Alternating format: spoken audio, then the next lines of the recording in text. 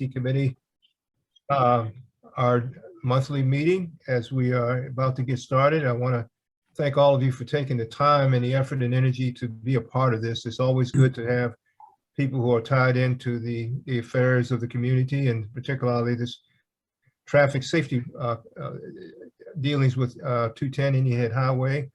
Again, I welcome you. My name is Reverend Dr. Robert L. Screen. I'll be your host, your facilitator tonight. And we have, I think will be a very interesting array of presenters, but also things that they are presenting that I hope will be of use to you in terms of anything having to do with the changes on the road infrastructure or otherwise, particularly in terms of safety. This is the main reason for being here. So we want to, again, welcome you. Thank you so much for being with us.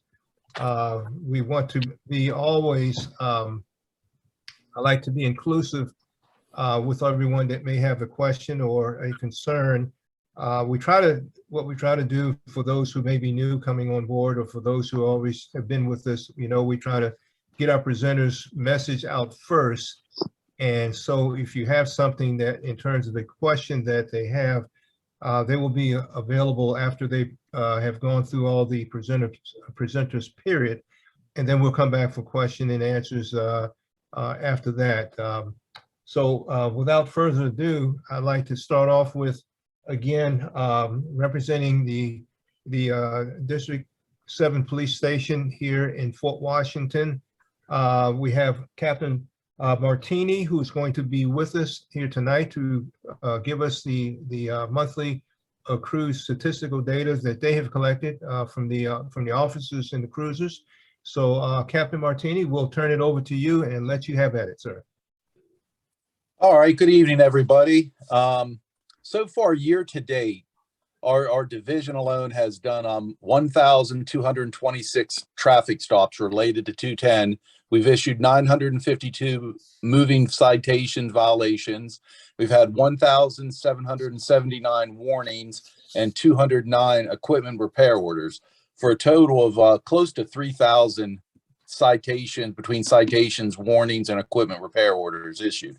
Also part of our pedestrians, we've contacted and we've given notification to 3,676 pedestrians.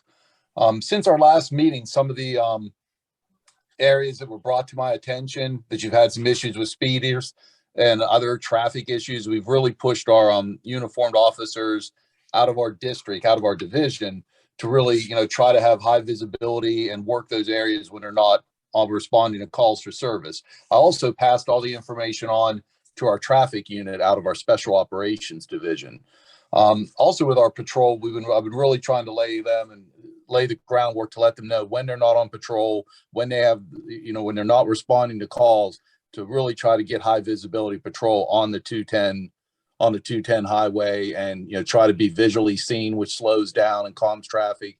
And then also, if there's any violations, to issue tickets. Okay. Well, we want to thank you. I see we had one DUI, so that's pretty much been the we've held tight on that particular area, I think, for a little while. It's good to know that that number has not increased, but we thank you. Did you have any additional areas that you want to emphasize, Captain Martini? No, just that we have a couple new assistant commanders over our special operations division that's in charge of our traffic unit that goes off the specific traffic unit for the whole county. And they're new captains there. They want to make an impression, so I'm hoping to play on that to get some extra activity out of them down on the 210 area. Okay. Well, we welcome any and all extra effort and presence that we can get, and for all reasons that you already know about. But we thank you for that presentation, and we thank you certainly for your service, and all of those that are with you in the 7th District as well. We know you guys put your life and effort in jeopardy every time you go out on the road, particularly as things have been. But we thank you for your diligent effort and your concerns for all of us in this community. Thank you so much. Thank you very much, sir. And I will relay that to the members of our station. Thank you. Okay. I wanted to add on just a little bit in terms of Captain Martini's, I guess, time about from the officer's perspective, their enforcement data statistics. We were trying to get the AED head, who was Captain Jason Miller, here tonight, but he was Captain Jason Smith, excuse me, here tonight. He was not able to adjust his schedule, but what he did give me was some updated information on things having to do with the cameras. And as all of us know, it's been with us for a while, we've been having, from month to month type of concern of not having the camera data statistics as we once did on a very consistent basis. But Captain Smith has been diligently behind the scenes working with the contractor to get performance out of them, better performance, and certainly accurate information and the data as we once had it at one time. But as he's had direct meetings with the higher officials, with Conduit, the vendor, but he's also given me tonight some of the updates of what they have shown. They've had to have some revisions in, I guess, in their methods in some of the reportings that they have been giving. And he gave me one example of, I guess, what they're trying to do on a consistent basis for the future, how the statistics have been, unfortunately, not producing in the accuracy and the numbers that we once had. And that's why we haven't been reporting anything. They've had some things they've had to deal with. But he's given me an update of at least going back to, they reported some information going back to April. And I know we're here in August, we're down the road from that. But just to give an idea of how they're having to adjust their methodology in collecting the data. And I'm just going to give you kind of a brief overview from one of the camera sites that he gave me to give to you tonight as an example of what the changes that are being made with them in the reporting, the recording, and the methods they've had to use to get more accurate data. Now, they use only one camera as an example of what they're trying to do to, again, make this revision. That particular camera site was the number 4611, which is the camera that is closest to the Charles County line. If you're going northbound on Nene Head Highway, the first camera that you would meet going northbound from Charles County into Prince George's County. This was done here back in April for the entire month. And it shows you how, when the old way in which they were doing things and why we had to pull any kind of reporting to you, we want to make sure we're giving you the accurate kind of information that they're accruing. And they allowed them to. And then, so we wanted to make sure we're getting the accurate information to you. So one of this camera 4611, which again is the one just above the Charles County line. Here's what they had first reported under the old method, and show you the difference between the two, what they had reported and how the differentiation in terms of the numbers of citations that were being lost in the old way of reporting. In the category between the speed category between 67 miles per hour and 79 miles per hour. And just to give context, you know, the cameras only are picking up from 67 miles per hour and then moving forward. Anything less than that, they don't record as an infraction. So we started out with the first grouping of data collection from the mile per hour of grouping between 67 miles per hour and 79 miles per hour. And what they had in the old grouping of collection, they had 424 violations within that month of April 1st to the 29th. The new collection they found out was actually 623 in that same category. Old data collection, they had between 80 and 89 miles per hour. They had 17 people that had an infraction in that category. The new way they have refined their methods, they came out with 31.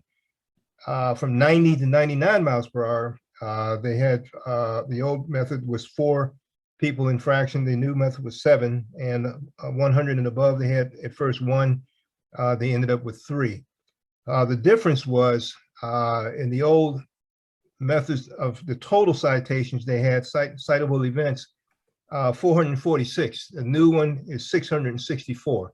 So you see, there was quite a discrepancy in how they were doing things. And while we were not reporting these things to you until they kind of, in lack of a better way, kind of getting their act together, kind of getting things more polished and refined to more accurate data.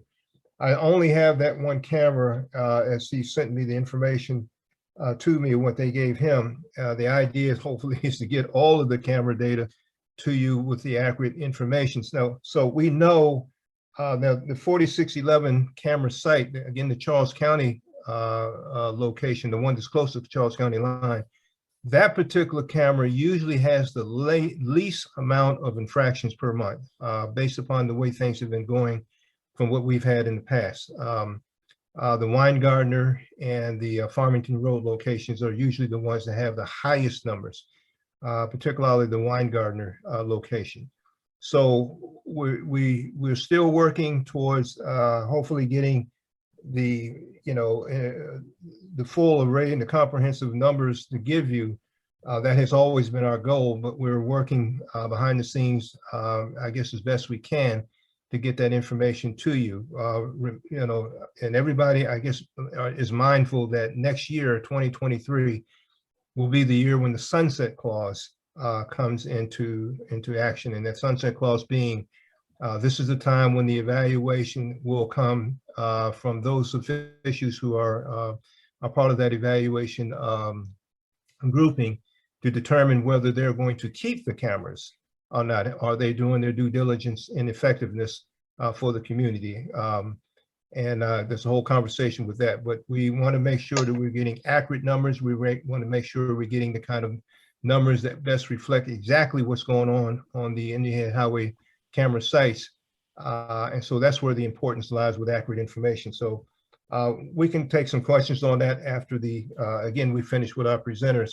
I'm sure there will be some, and I hope to be able to answer as much as I can or as accurate as I can to any questions forward regarding those matters.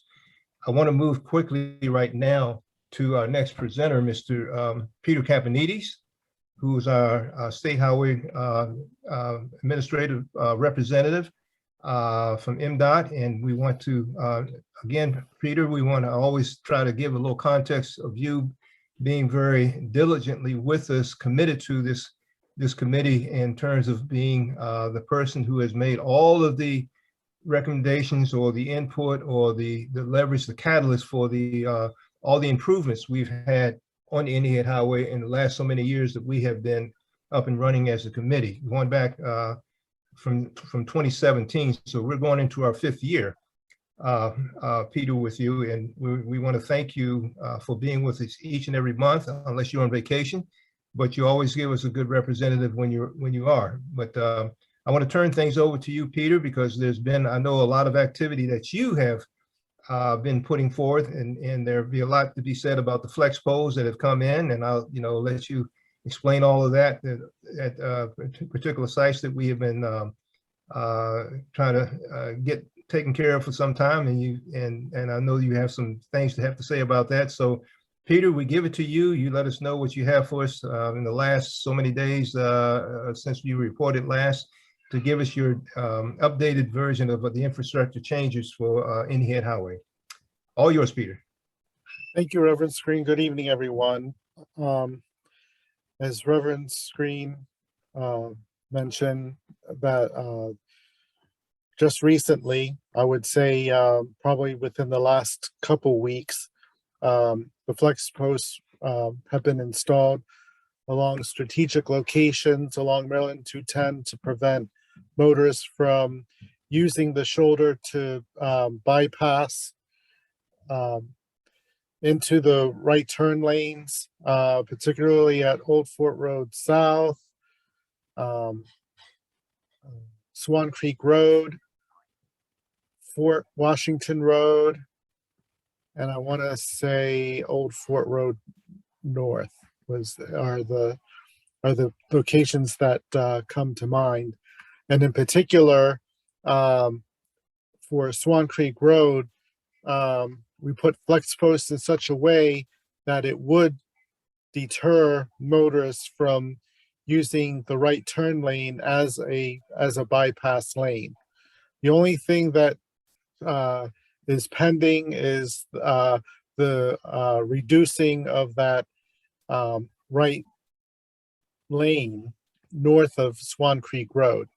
We haven't been able to do the kind of coordination that we would like to do with our contractor to make that happen, but that is something that we're trying to work on and finally come to some resolution.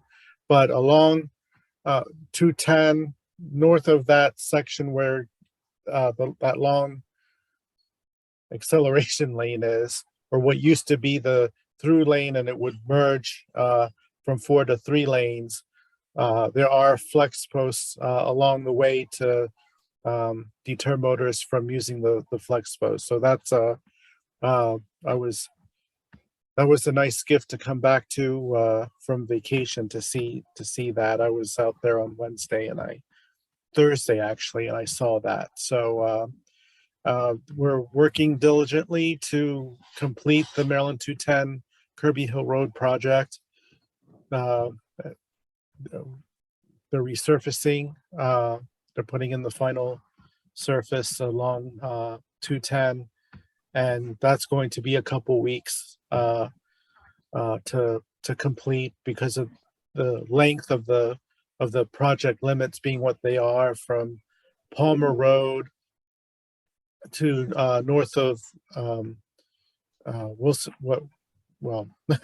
north of Wilson Bridge Drive, but south of the I-295 interchange. So that's a good 2 miles. And when you're talking about, 3 lanes in each direction, that that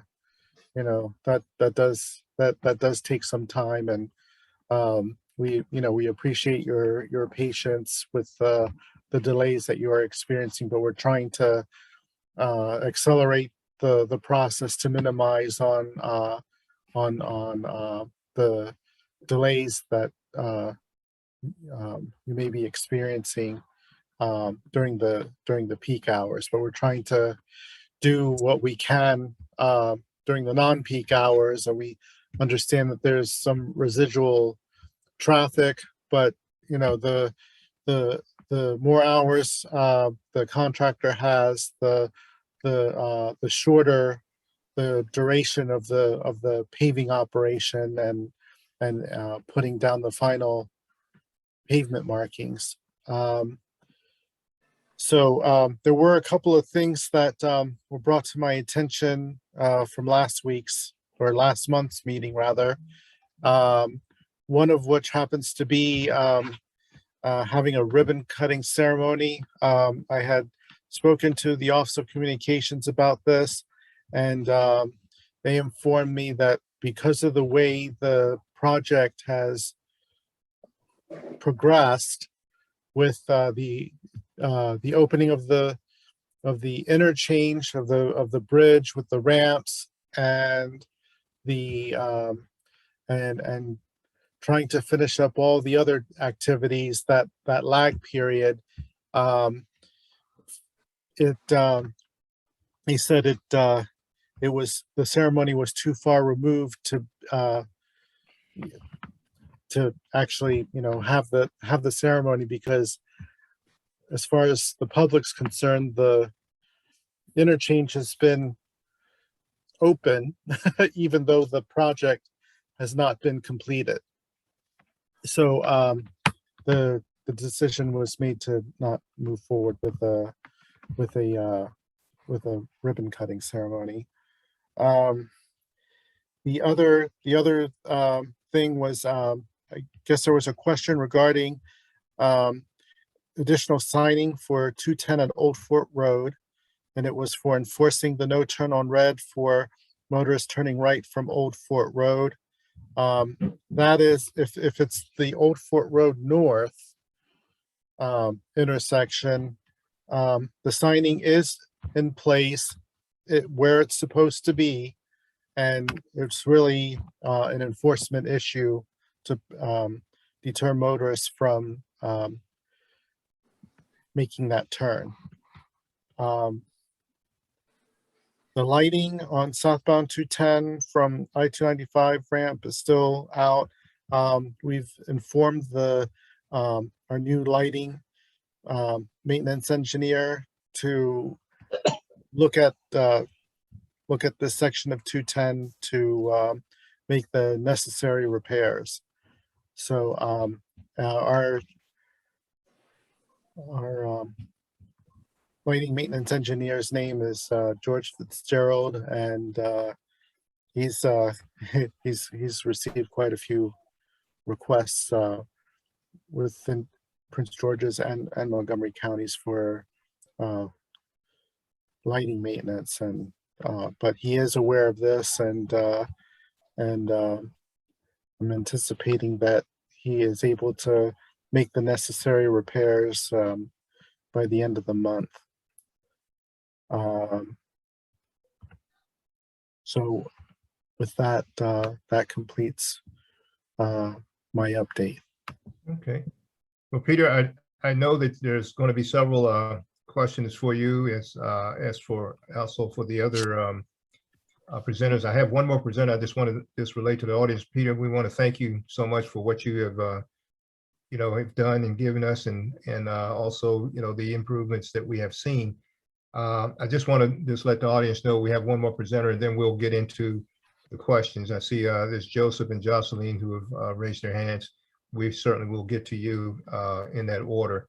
But I did want to get to the last presenter, and this is something very important, something we've been discussing with you as a group for some time, and that has to do with the increase in the fines for the cameras. As you all know, for those of us who do know, that the cameras are at the fines are at a static position of $40, no matter what the speed infraction that is incurred. And we have worked together as a unit, but also I think as collectively throughout the 210 corridor, by virtue of those who have voiced not only amongst ourselves in the committee, but the many HOAs. I think we have a total of about 11 HOAs who have also as we've taken a survey of their feelings about the matter in terms of increasing the fines. We've got about 11 that have signed up to say that they too feel the necessity to make more of a deterrent for the signage rather than $40. So we have in the past, we've tried through legislation to have that very thing done. We didn't make it back here 2 years ago. We were going to try to once again initiate a bill by which we can increase the fines. And as you all know, we've had speeds as up to 161 miles per hour. Excuse me, 161 miles per hour on the recorded with the cameras. That person would only pay $40 as the same as someone doing 67 miles per hour. So in other words, where is the deterrent to keep people from going at these extreme speeds? We need something equivalent to what the road officers would give if they were to be able to catch up and pull someone over, in some type of an equivalent fine for the commensurate with the speed that they're going. So this is where our efforts are lying. So we've had a proposal that we have generated. We have that which we have Mr. Ron Rice is part of our committee here, who has a proposal showing the graph, but also showing the speed increases that we would like. Can everybody see this now? Yes. Okay. Okay. So this is just a representation of what was in a bill that Delegate Valderrama put forward in the 2021 General Assembly session. It never got out of the Prince George's County delegation because of pushback from some of her colleagues there. This next session have a different makeup because of the election and other things that have happened. And so we may have a better chance this time. There's also delegates from other counties, Charles County in particular, that have the impression that we're targeting Charles County drivers on 210 with the speed cameras, and have pushed back against any changes to what we already have. So we're going to try and make It doesn't matter what county you come to. Right. what's that? I missed that. I think it was Jay Perkinson. You had a comment? Okay, well, anyway, so we're going to try again in the 2023 session. This is essentially the same bill that we had, at least at the moment. It's we're trying to get something through that people will agree to, and if we have to change some things within reason to get it through, we're open to that.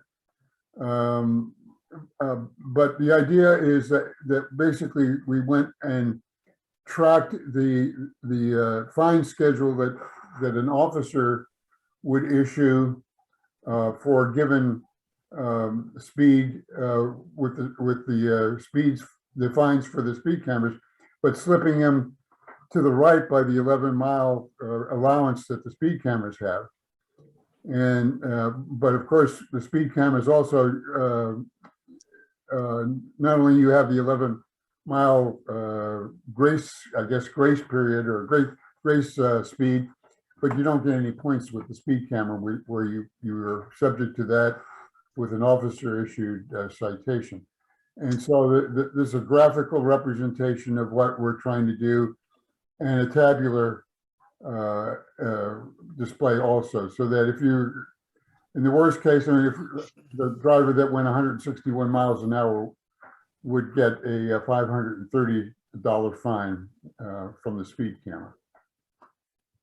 Okay, Dwayne, if you could go to the next slide. I personally would want where it says 67 or 76, that should be 530. Okay, well, I agree.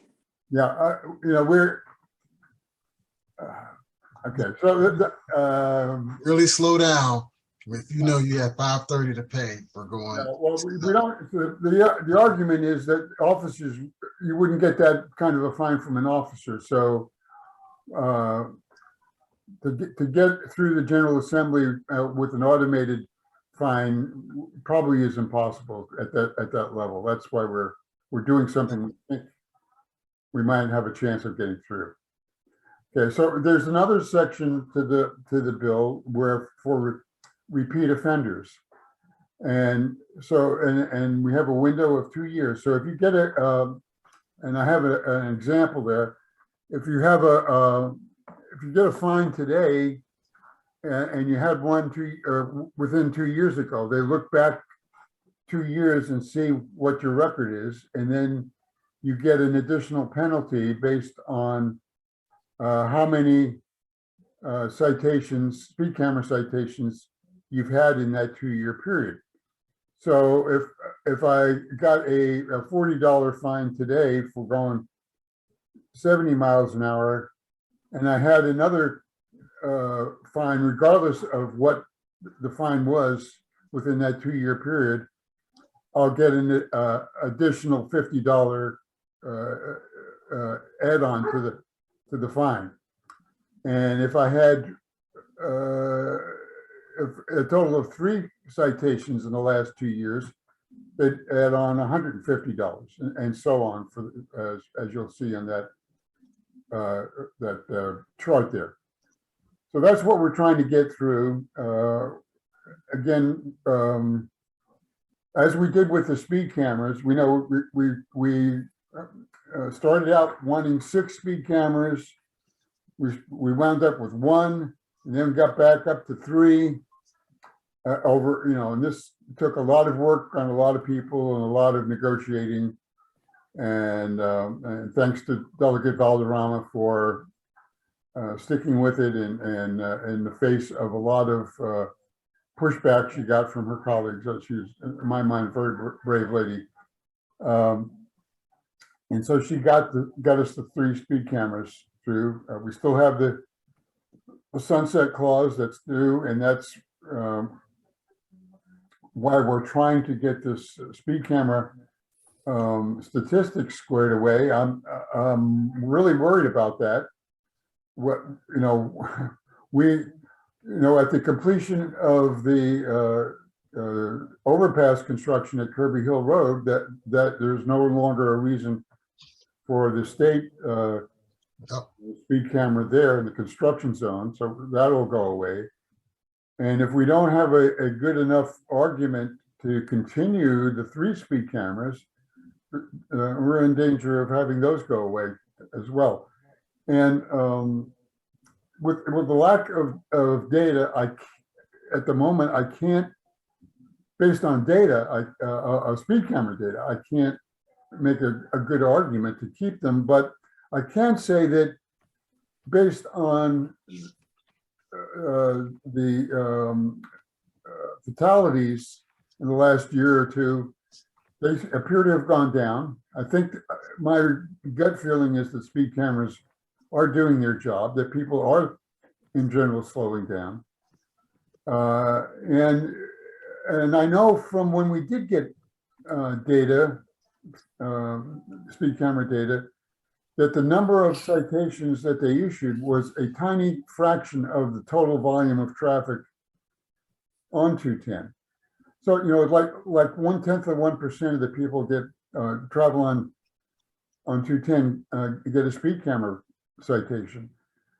And the number of those, the people that do egregious speeding, is even less. And so we're trying to, but those repeat egregious speeders are the ones that are potential killers.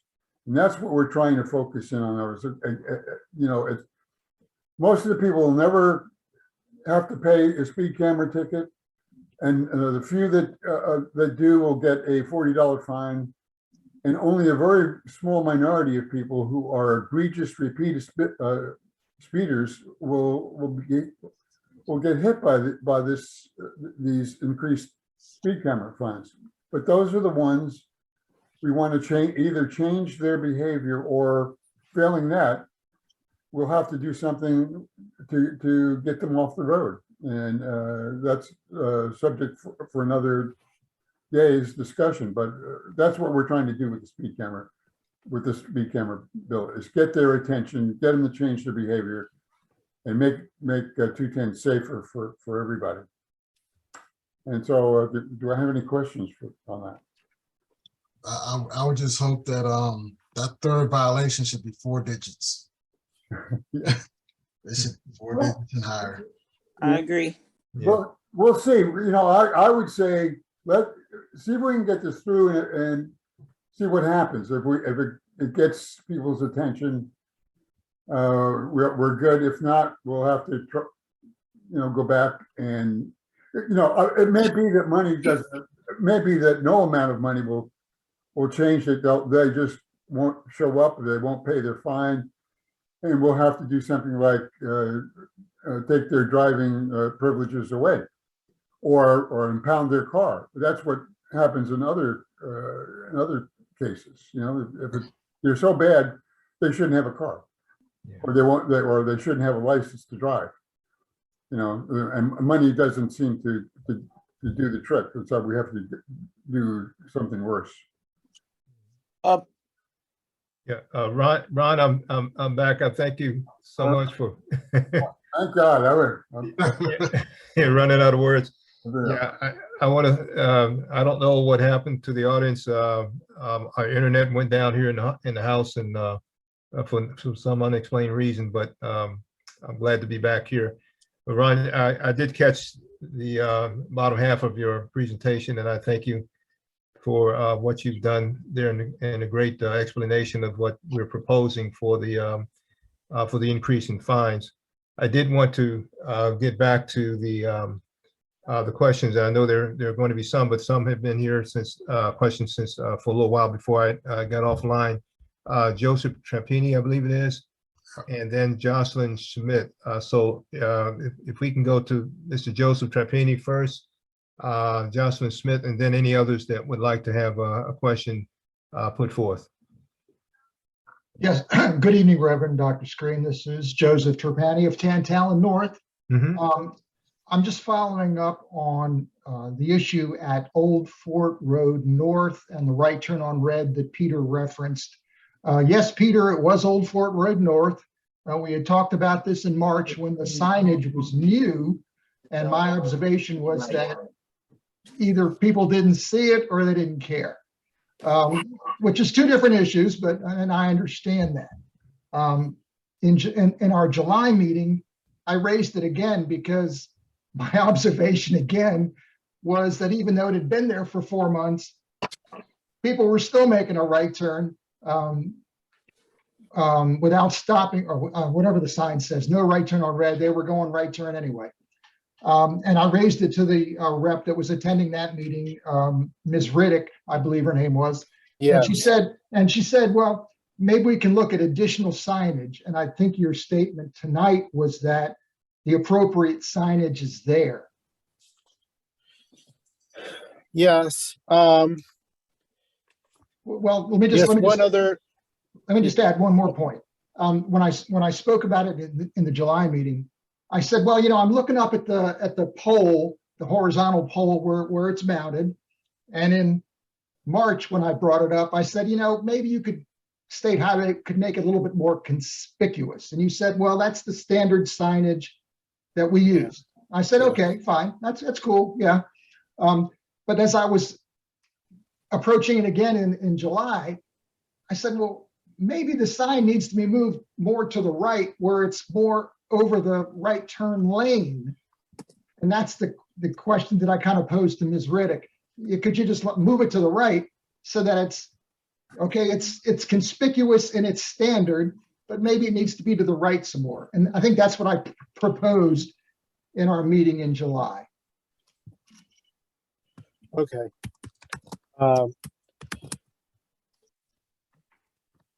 We'll look into it. What did you say?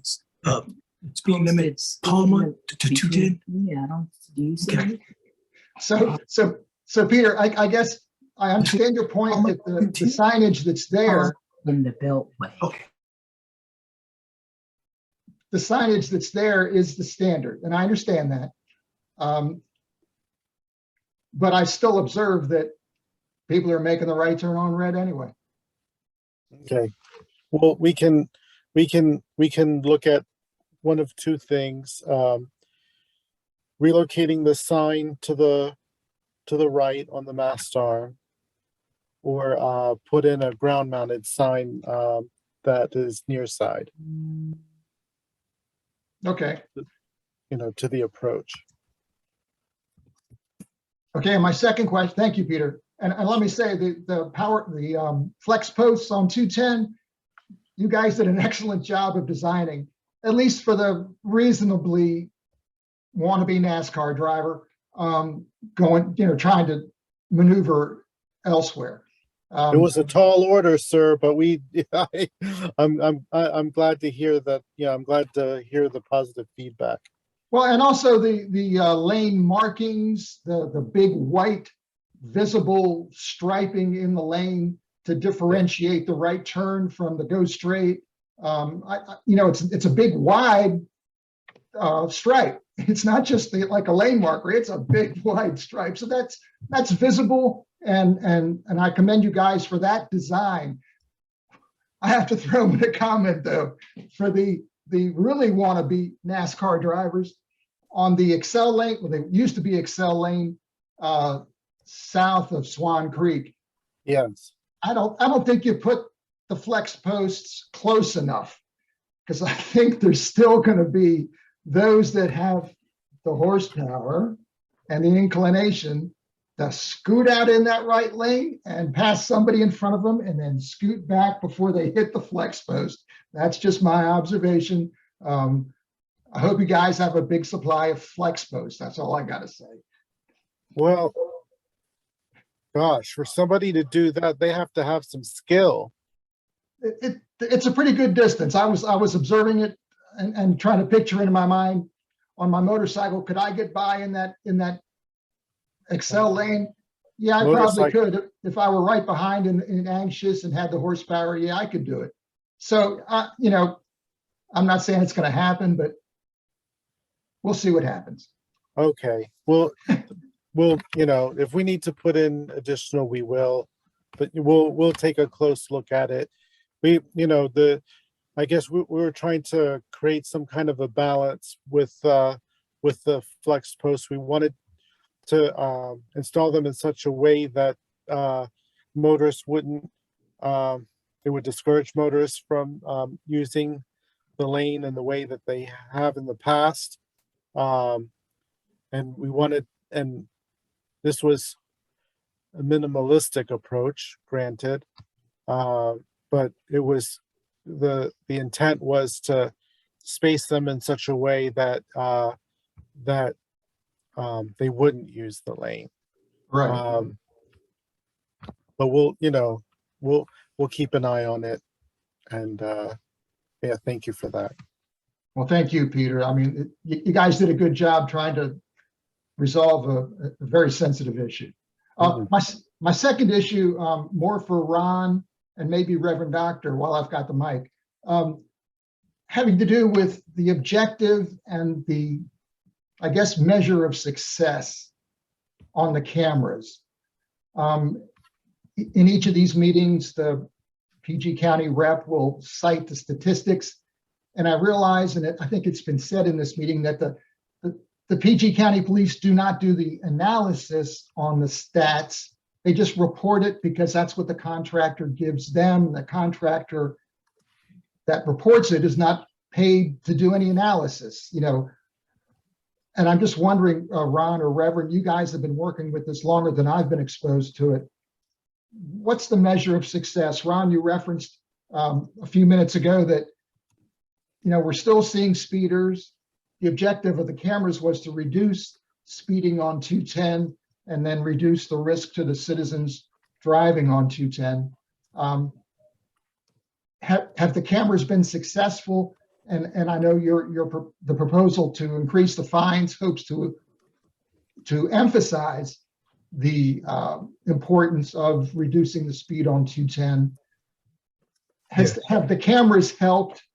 And Yes. What's the measure of success? Yes, Ron, I'll speak to that. Let me put it this way, Joseph. When we first went online for the 3 cameras in July of 2019, I can remember specifically because I was asked. I was on a news report on NBC. We were close to 6,000 infractions in within a 30-day period. 6,000. That number kind of hovered around 4,000 the next so many months.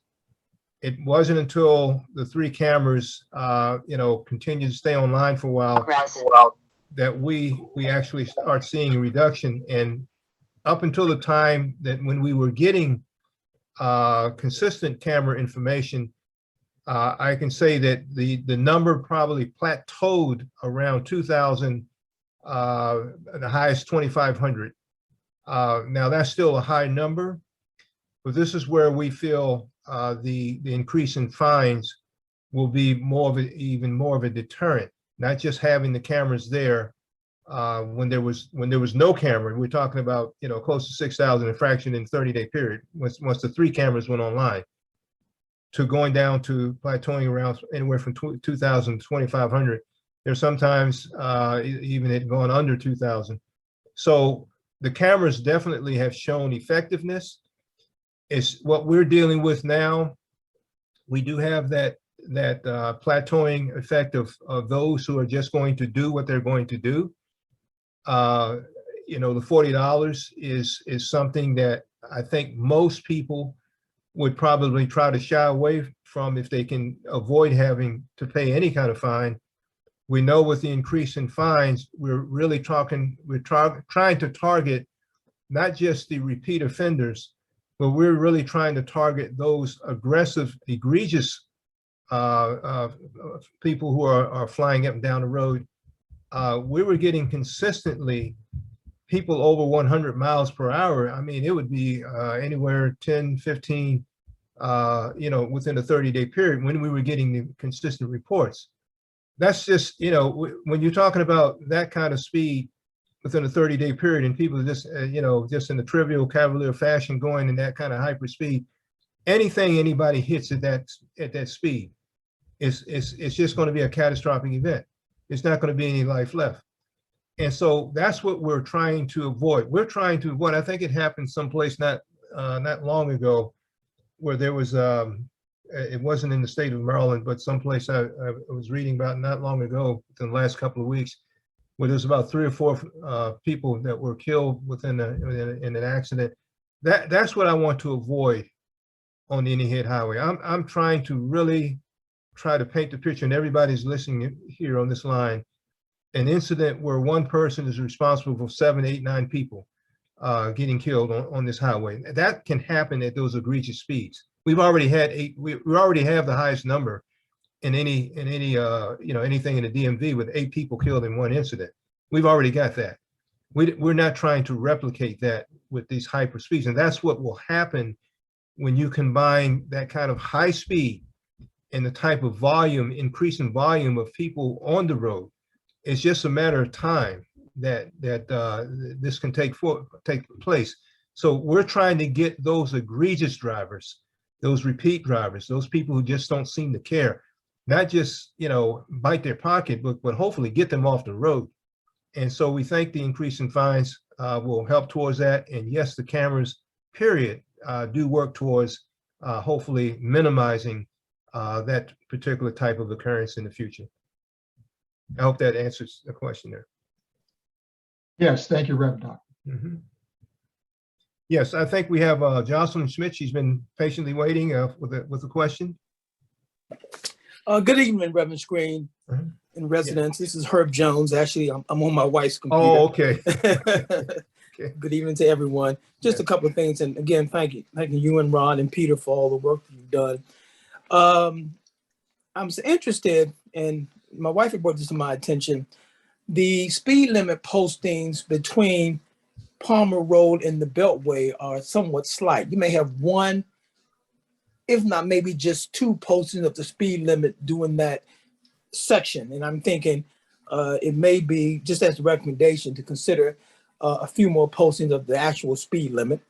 So that's one suggestion, request, recommendation.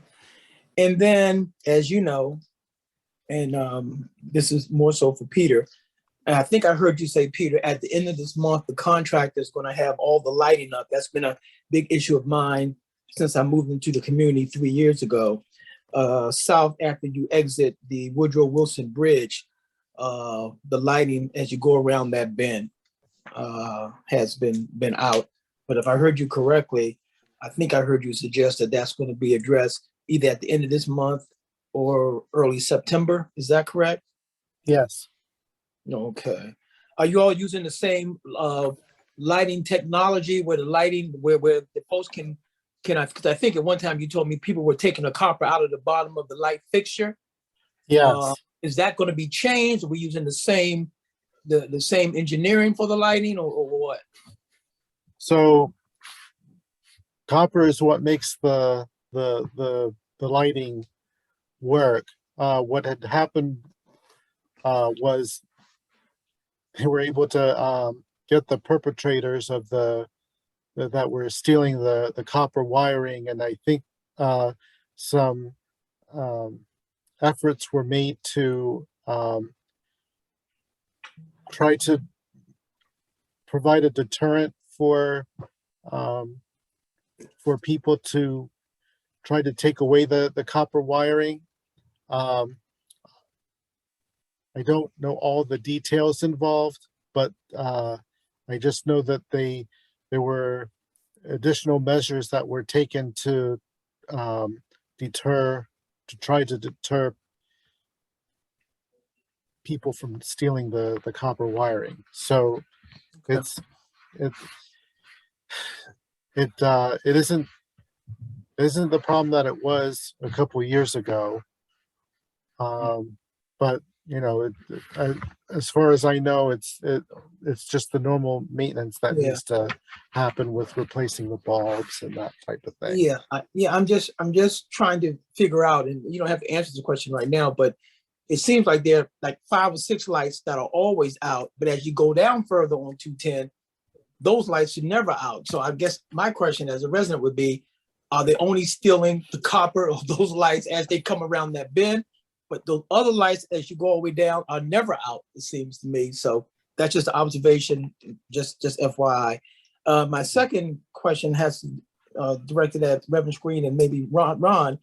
And I think you're right. The repeat offenders should be the target. And right now, the deterrents are not at a point where it's going to really make a difference. And I was thinking strategically, because you all have done a great job of establishing this as an issue, et cetera. Do we need to bring in our additional delegates of the state to have them understand what it is we're trying to do, the strategy, the stats to back up the fact that, in fact, and I can say this just as a driver that drives up down 210, I can tell you the traffic has slowed down, especially where folks know what the cameras are. They almost come to a complete, if they're going 80, they break down to 50 or 60. I've seen it. So it is making a difference, but I don't know if that's going to be enough to actually justify the camera staying. We need some actual factual data, which I knew you guys have, and maybe bringing in the our state delegation to support this and make it into a campaign, because I think that's what we're going to need for 2023 to have those speeding cameras stay where they are. So those were my comments. Ron, you want to respond to that? Well, we are, excuse me, we're going to be working with Delegate Valderrama and strategizing how we can better work with the delegation to get through the delegation, which was the first step. And then hopefully, once we're through the delegation, work with other delegates who are opposed to this kind of bill and see if we can't change their mind, I guess. I don't, until I understand what their objection is, it's hard to know what to do to change their mind. So I want to be able to reach out to delegates who are opposed to it and see what their problem is and see if we can't resolve that issue.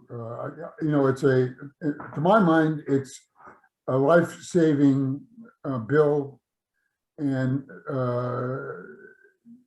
I just haven't been able to understand why people are opposed to it, other than people in the past have raised the issue that it's basically a way to tax people, to raise additional tax money. And I think we've said often enough that it doesn't do that. The money doesn't go in the general fund. The money is supposed to be used by law to improve 210 safety. And so it's, it's if people, a lot of people get fined, we have more money to do something about it. And if it works as it's supposed to be, it will slow down speeders and make the road safer anyway. One way or the other, it should make 210 safer. And right. Okay. Well, again, thank you, Ron, and Reverend Screen, and all others involved in this. This is a huge undertaking. I think we've seen substantial progress, and looking forward to the future and making more of an impact. Thank you.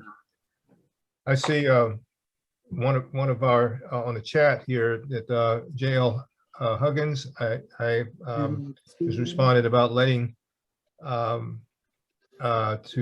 letting you all know how we can, how all of us can, I guess, lobby our officials, and that's so very much important. We do need as much support from you as we can. Just to go back to the question that was, given to Ron about, getting others on board, the delegates and that sort of thing. Believe it or not, there are many that oppose, the speed cameras, period. I think a lot of it has to do with some of the stereotype image that has unfortunately has occurred in our next door neighbor in Washington, D.C. There have just been some very questionable areas where cameras have been involved, no doubt about it. It has been an income raiser for them in just extreme ways. That has not ever have been the platform for this usage here on Indian Head Highway. We have a legitimate concern about speeding and fatalities on this road. We've lost too many people on this roadway. Over 81 people, on this roadway within about a 15-mile context. We lost 4 people the first month of this year, 2022. Thank God we have not had any furtherance of lost lives since that time. But it's a continuous, drumbeat of effort that we have to put towards making things aware, people aware, making improvements in our policies and efforts and enforcement. It's a general thing because it's a continuous thing, I should say, because we just have a measure of the public who just don't seem to care. The reasons for the flex poles, and I know pretty much everyone online probably have seen them by now. Why do you have to put flex poles on the shoulders? Why do you have to put flex poles what used to be a transition lane and that sort of thing? I mean, it's a legitimate reason for having those transition lanes. Well, people have abused them. They take advantage of any opportunity to advance themselves in unsafe ways out here in the public roadways. I mean, just hyper speeds in the midst of the middle of in the middle of traffic. And it's just, we just have that segment of society. I mean, I don't want anyone to get into all the reasons why, but it is what it is. And what we're trying to do with this committee and with your efforts and your energy and also your support, we're trying to make a roadway that has all the reason in the world to have a civil basis to it. In other words, where people just do the right things for the right reasons and save lives. We should not have to be living in a community where the main roadway has been designated as the highway of death. I mean, think about that for a moment. That's what we have in the middle of our roadway, the highway of death. That's what was tagged back here when we start, working with this effort back in 2017, 18, and 19. We can do better, but we have to stigmatize those who want to be just social misfits, don't want to, follow anything close to the road. 161 miles per hour on a 55-mile-per-hour zone. I mean, and it's not just that is the peak amount of speed. We've had plenty of people going 140, 130. I mean, just like it's, snap of the finger kind of mindset. That's what's going on. That's the personality of this road. Yes, people have slowed down, the majority, but it only takes one monkey wrench to jam up the machinery. And we're trying to reduce that opportunity for people to do those kinds of things. So as long as we have the segment of people that who and you all see them, that's why you're on the call. We all have experienced them. That's why we're concerned, and you're here tonight and taking your time to hear about things of improvement and other suggestions. We just have that segment of society that is very dangerous.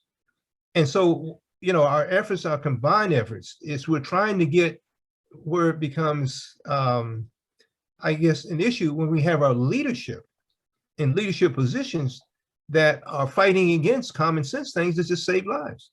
We're not trying to, nobody's making money on, this a part of this committee. Nobody's making money with the, with the fines. I mean, they're directed to go, as Ron said, for improvements on Indian Head Highway.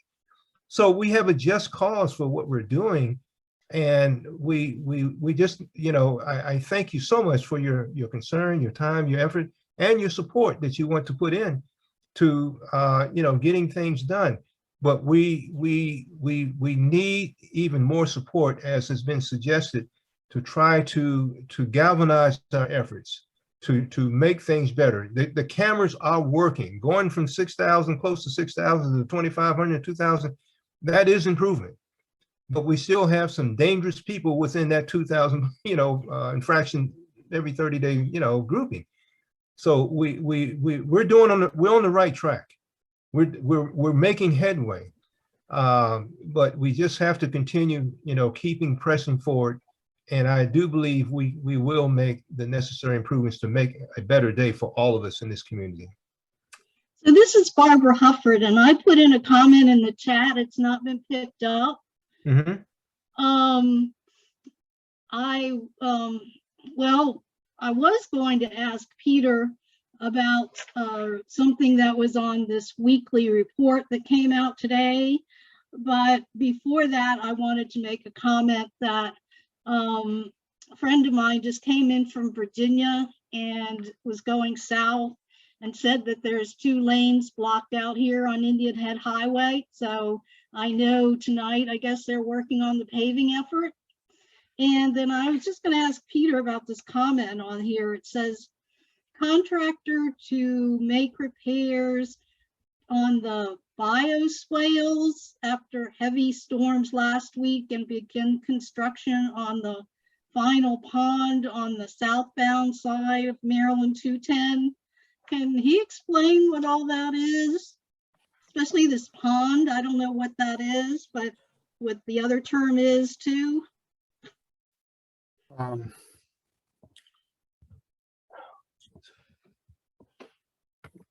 If you don't know what. Yeah. Bios. Okay, so I'm all right. I thought I lost the screen. So the best way I can explain the bioswale, it's supposed to collect the stormwater that it drains off the roadway, and it's supposed to basically keep things clean, so it does, so that it doesn't pollute any of the surrounding waterways. Is the best way I can explain what a bioswale is. I'm a traffic engineer, so that is outside of my realm of expertise. But we've had a couple of situations like this because of the heavy rains, and it was necessary to repair those as a result.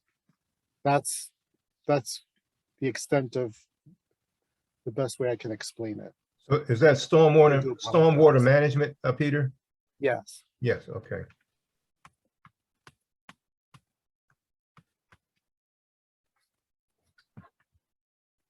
Let's see, Ms. Barbara, Ms. Hufford, did that answer your question? Yes, that's fine. I just didn't know that terminology, and I didn't know we had any ponds on south of Maryland 210, except, I don't know, maybe down near Hover Mills or something like that. I know someone was asking about the speed on the highway. I think it's around 45 down in the area before Hover Mills, because they have that big sign up there that tells you what your speed is. So yeah. Okay. Well, thank you for that question, and Peter, for your answering that. I think we have Mr. Dwayne Bowie that also has a question. Yes, real quick. One of the questions I had was, we had a fairly major pole accident that happened about a week ago, and we were trying to understand what the process is for, and I think we have a couple of Prince George's County police officers on the line. What's the process for clearing out an accident like that? Because it looks like my wife went through the accident. She said there were no cops, there were no police officers there to help guide traffic through. She said if there were more cops there, it probably could have helped, but that accident actually led to, multi-hour, traffic jam up at Palmer Road and 210. And I was like, well, maybe, anything could happen. Officers are a different site or whatever, but does any of the officers have any comment to weigh in on what happened about 6 or 7 days ago? See, do we have still Captain Martini? Is he still on the line? Yes, sir. I'm here. I'm Okay. here.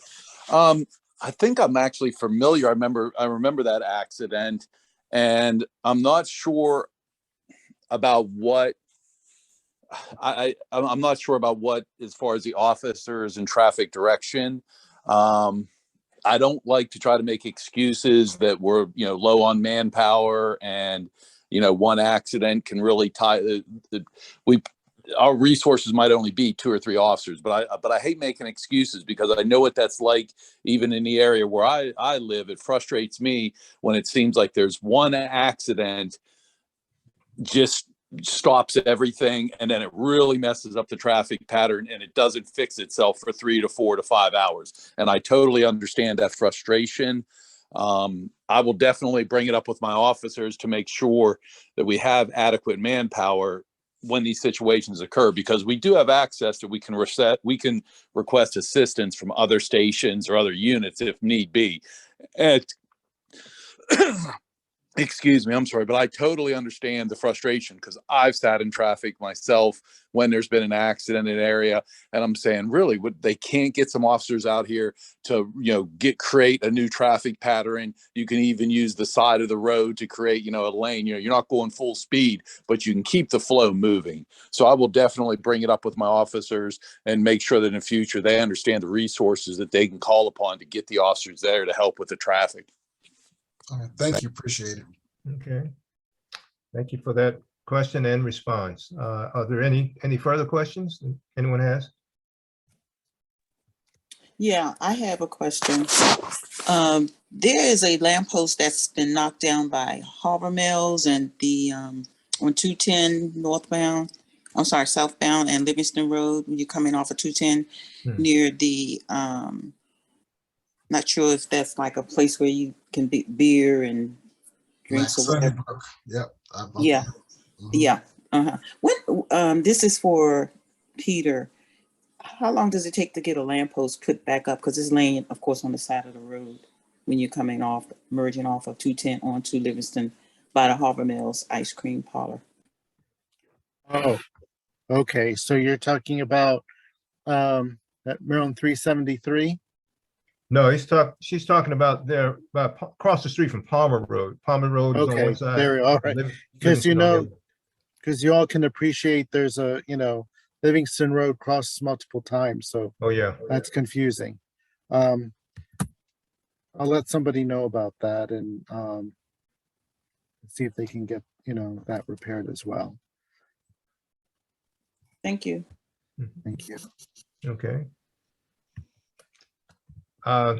Is it Herbert? I think you. Yes, you yeah, I'm sorry. Please That's forgive me. okay. I just have one real quick question, and Peter talked about it earlier. The drainage on 210 where they're doing the construction.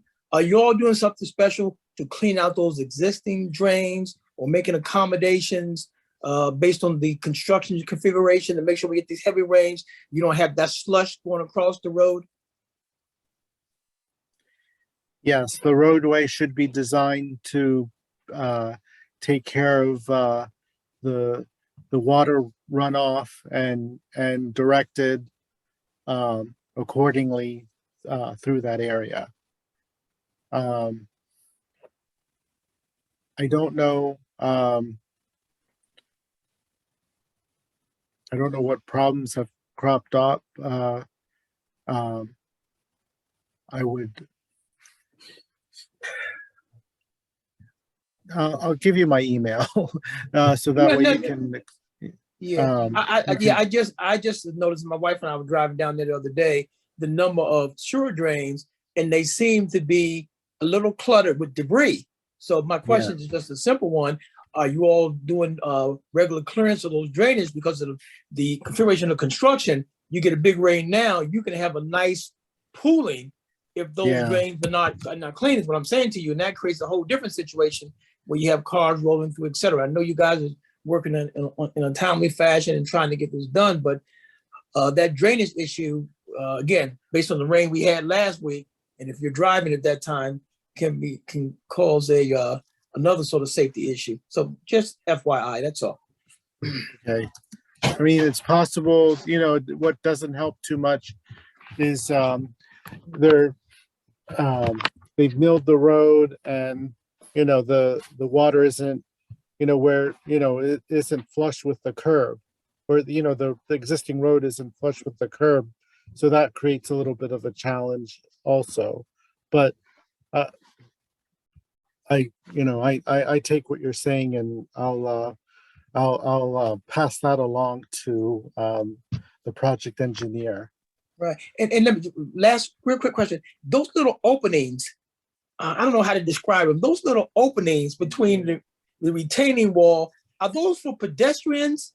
Those little openings that I see as we going down 210, going south down 210, those little openings on the side of the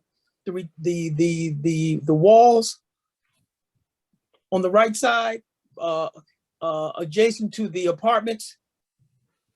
No. So what are those openings for? What are those openings for? So there's only one opening that I can recall, and that's the exit from southbound 210 to hit Wilson Bridge Drive. No, I have to see if I can possibly take pictures, but There's one at the Exxon station. there's one at the Exxon station down there. It's a little opening, not large enough for a car, and I thought it was for pedestrian. And my wife and I have seen two of those, and I was just wondering, what are those openings? They're not for a car. Yeah, looks like a doorway without a door. Right, yeah. So I was just wondering, is that gonna be temporary? Are y'all gonna eventually close that? It looked kind of odd. I'm just, just asking. I don't know. Hmm. That's my simple answer. I don't know. Okay. It's supposed to be walled off with noise wall. That's how it's supposed to be. I don't recall there's supposed to being an opening. I'm gonna take pictures. I have to probably get up early or late. I'll take pictures and I'll send them to Reverend Screen, and he will send them to you. So you'll know what I'm talking about. The opening he's talking about are in the noise wall that look like a place where they'll eventually have a closure, like a door or something to close it off. And I've seen those. Oh, if that's what it is, then we're talking about it's a door for a fire to access behind there. Oh, so eventually that opening will be closed. Should be. Okay. If it's what I'm thinking, it's supposed to be, then Right. yes. Okay. Yeah, that's what it was. I didn't good job of describing it, but I didn't know how else to describe it other than an opening in the wall. So okay. So I hear you're ya. saying there's I a hear hydrant, fire hydrant behind the wall, that opening? Right. I think that's an access for fire trucks to be able to access a fire hydrant or something of that That nature. makes sense. That makes sense. Okay. Mhm. Okay. So that's not gonna be closed. Okay. Okay. Thank you. Sure. Okay, I know we're running kind of late, but are there any other questions that anyone had for anyone on the presentation panel? Oh, yes, Reverend Doctor, this is Joseph Trapani again. I Yes. just wanted to follow up with, I think, Peter. Mr. Bowie mentioned the traffic tie-up as a result of the August 9th crash at Palmer Road, Livingston and 210. Ms. Hall referenced a downed pole, which I've seen for probably a couple of months on Yeah. the side of the road. I think it's a walk, don't walk sign. Oh, well, I could be mistaken. It might be a light pole. But my question is, those are two crashes incidents at that intersection. What's the process when you've got an intersection that has a frequency of crashes to look at it, redesign it, make some recommendations, Peter? Well, we can certainly look at it.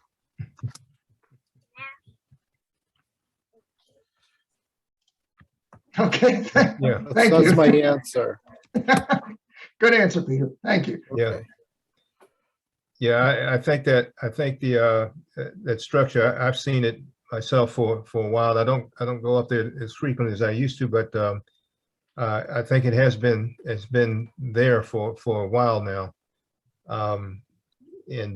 So it needs to be addressed in this, I guess, this proper fashion. I want to thank all of you tonight for your diligence, your time. I know we've been on here a little later than normal, but it looks like everybody's held tight. One of the things I did want to close out with, Peter, I'm a little, disappointed in that the highway doesn't want to, it doesn't have to be a ribbon cutting, but some type of acknowledgement for the overpass.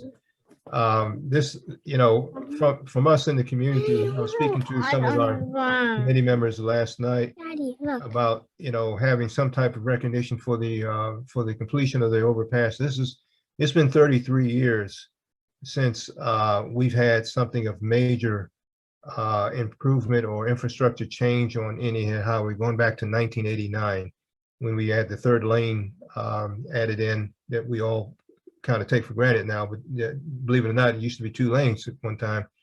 1989 was when they put the third lane in, and also the overpass going to 295. This overpass is a long time coming. I understand that it's in use. I understand it may seem like maybe not worthwhile from their point of view. I think from the community's point of view, is something that it has a lot of meaning. I mean, we're talking about 3 decades of wait, 3 decades of anxiety on. Matter of fact, I think Old Fort Road going north was supposed to be one of the worst intersections in the state of Maryland at one time because of the traffic tie-up, and that was as a direct result of not having the overpass and the lightings that were going up, from Palmer Road and then Kirby Hill and that so forth and so on. So this, to kind of pass it off and ho-hum it, well, we got it done, go from there. It has some symbolic meaning, I think, for the community of being there. And we know this is not the end of the program, as it's designed to have more of the overpasses in time. But if we're talking another 30 years before we get another one, that speaks its own language. We pray not. But this particular overpass has a lot of deep-seated community meaning. It is an improvement in gargantuan fashion compared to what things were when it was in its absence. I would like if you could, let me know who I can talk to reconsider that decision. As I say, I'm not looking for any big bang thing that they have to do in terms of ribbon cutting, this, that, and the other. But I think it should have some type of acknowledgement, recognition for what the community has had to wait for this to come to pass. I mean, even when it began, I mean, we're 18 months behind when it got into into the working regimen of it all. So I hope you can get me to somebody that I can speak to, because like I say, from their point of view, maybe in the higher office, it's just another bridge, another overpass, this, that, and the other. To this community, anybody that's been here for a while, this is a monumental big step that we pray that will be forthcoming for the future, a better, bigger step. And so hopefully we can do something in terms of the community coming together, as well as state officials and others involved, to make more of a recognition for the wait, for the anxiety that has taken in place of the wait in regarding this thing being complete. So that's kind of, from the committee's position, my personal position, and hopefully we can talk to somebody that can understand where we're coming from regarding that issue. That being said, unless there's any other last minute concerns or questions that need to be raised, I'll just open up the floor for just another minute or so. And if anyone has any last minute things they want to comment on. Over the screen, I just sent something on the chat. Mhm. Hillary Gonzalez. She's Okay. the director of Office Communications, Okay. and that's her email address. Okay. Okay. I'll, well, let's see. I don't have it yet. Let me see. Nope. Do you have it now? You should have it now. Yes, I have it now. Yes, I'll take heed to that and move from there. Thank you for sending that Sure. to me. I have a question for Peter. Yes, Ron. How are you? I'm good, Peter. Welcome back home. I just wonder what's happening after when this Kirby Hill Livingston project is finished. What's next? What are we doing for the next project? We're still trying to finalize the purpose and need of the next project, and there isn't a whole lot to report at this point. I know we've been trying to work out how to obtain the funding that's supposed to come from the casino, and of course whatever money is being generated by the speed cameras is also supposed to go to M.SHA, but that's above my pay scale. Mine too, but yeah. We hope we can bring it back down to earth at some point there. Yeah. All right, well, we're pushing for the rest of the interchanges. We'll keep pushing until we're called to a better place, I guess. I wouldn't expect anything less. All right. Well, listen, we want to thank all of you for, again, participating and being involved in this very important issue, our main roadway, Anyhead Highway. I thank you again on behalf of the 210 Traffic Safety Committee and my own self. I pray each of you will be safe and sound forthcoming until our next meeting, which is September the 19th. Believe it or not, we're talking about going into the fall. We've kind of almost lost our summer, but we're thankful that we've have gotten this far without the further fatalities thus far. We just pray for that continuance through the rest of the year. But for each of you on the line, God bless you. Please be safe on the road. And until we meet again, God bless each and every one of you. Amen. Amen. Amen. Thank you.